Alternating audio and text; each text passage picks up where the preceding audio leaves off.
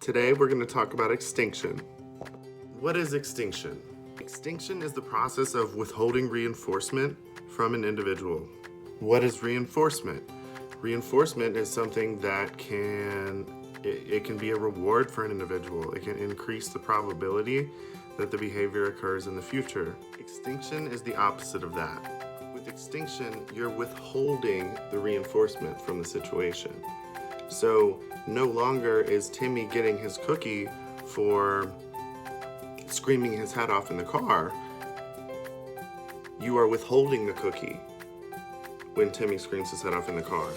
So the difference is that in one situation, Timmy screams his head off and he gets the cookie because the parents just had enough and they don't want to deal with it anymore. So he gets the cookie. In that situation, he's been reinforced.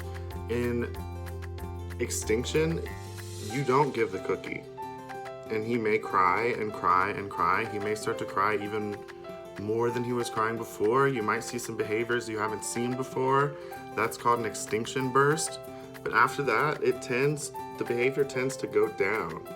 So say there's a girl named Sally and she is calling out in class all the time without raising her hand, and it's really disrupting the class. Other kids are looking at Sally and copying her behavior, and then they're starting to yell out in class, and this teacher has just had enough. She wants it to stop. In that situation, Sally is being reinforced by the teacher's attention.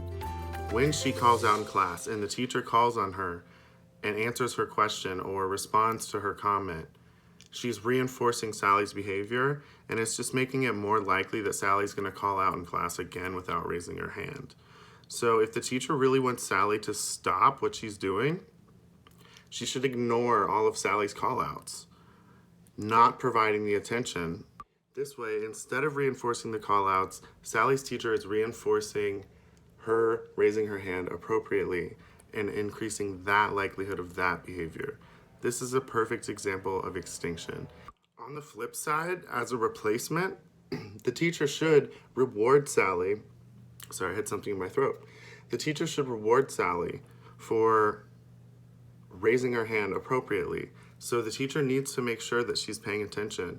She's extincting Sally's call-outs, which means she's not answering Sally or providing Sally with any response when she calls out and doesn't raise her hand. But when Sally does raise her hand, she's going to call out on her every time, at least at the beginning of this intervention. She's going to call out on her every time, and that's going to reinforce Sally. So eventually, instead of calling out in class, Sally is going to start raising her hand because it requires less effort than calling out and calling out and calling out when the teacher's not going to respond. Teachers, you can use this basic ABA concept. You can use extinction to your advantage.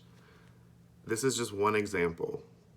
If you enjoyed this video and you enjoy the topic of changing behavior and figuring out how things work and working to come to positive outcomes when it comes to mental illness and developmental disabilities, follow me. There's going to be more videos to come.